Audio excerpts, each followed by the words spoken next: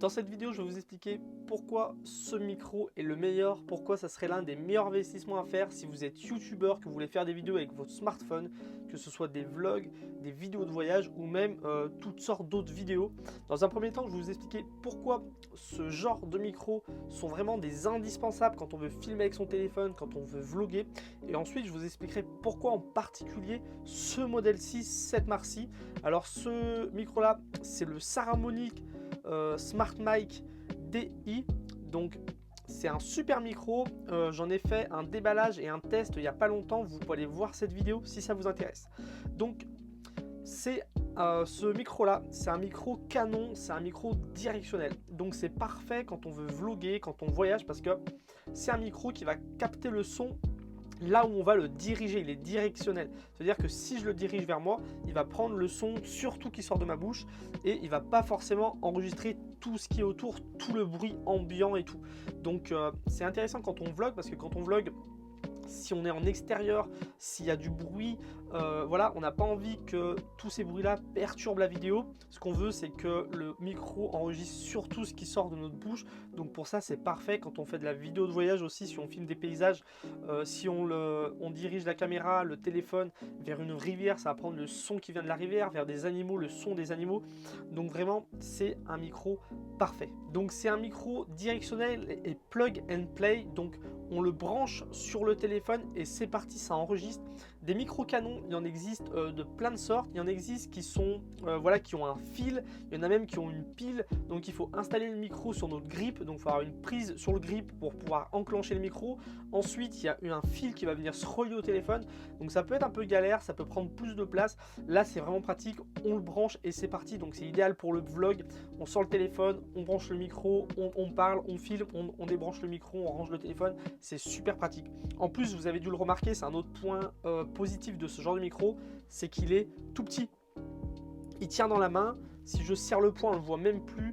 Donc c'est vraiment des petits micros, donc idéal pour le voyage. Le vlog, on le sait, si vous filmez en plus avec votre smartphone, c'est que vous êtes dans un esprit léger, compact, minimaliste. Donc ça, c'est parfait. Et l'un des autres avantages, c'est que ça, c'est des micros vraiment multi-usage. S'il y a un seul micro que vous devez avoir, c'est ce genre de micro-là. Avec, on peut vlogger. On va le brancher sur son téléphone, on se filme, on enregistre le son. On va pouvoir faire du face cam, comme je le fais là en ce moment. Là, j'ai mis un micro cravate, mais j'aurais très bien pu brancher mon micro à mon téléphone. Je suis environ à 70 cm du téléphone avec un objectif grand angle de chez RhinoShield. Si ça vous intéresse, j'ai fait une vidéo aussi, vous pouvez aller la voir. Donc voilà, je branche ça, on entend ma voix, c'est juste parfait. Pour faire de l'interview, on peut imaginer que je sois installé là et que j'interviewe quelqu'un. Ce micro-là va être capable de prendre le son des deux voix, si on le dirige correctement, à 2 ou 3 mètres sans problème. Donc pour les interviews, c'est parfait. Si on veut faire aussi un plan en étant plus éloigné de la vidéo, de la caméra, ce genre de micro va être capable de prendre le son jusqu'à plusieurs mètres. Moi j'ai fait des tests jusqu'à 5 mètres, on entend le son de la voix. Donc c'est vraiment parfait, c'est le genre de micro qui est indispensable quand on veut vlogger, faire de la vidéo pour YouTube avec son smartphone.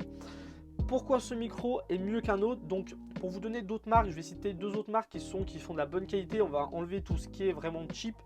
Donc il y a d'autres marques, il y a Boya par exemple. Boya, ils font des micros de ce type là, des plug and play, des micros Canon directionnels.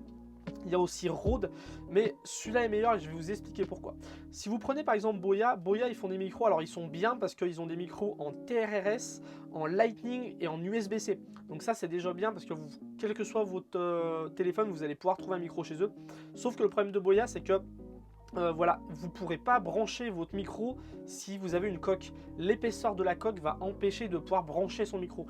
Donc si vous vloguez, si vous faites de la vidéo, vous allez être obligé d'enlever votre coque à chaque fois que vous voulez brancher le micro. Donc ça c'est un gros problème. Et si comme moi vous avez un objectif qui se clip sur la coque, ben voilà, vous ne pouvez pas avoir votre objectif, la coque et le micro en même temps. Donc ça c'est un gros problème de chez Boya. C'est un problème que vous allez retrouver aussi chez Rode. Rode, ils font des bons micros. Par contre voilà, chez Rode vous le trouverez juste en TRRS, donc en jack, et en Lightning vous ne trouverez pas d'USB-C, donc c'est un problème aussi pour tous ceux qui ont des téléphones qui fonctionnent avec l'USB-C. Et pareil pour Rode, vous ne pourrez pas brancher votre micro si vous avez une coque. Alors que chez Saramonic, ils ont vraiment étudié le truc, c'est que voilà, vous allez le voir ici, il y a une petite épaisseur.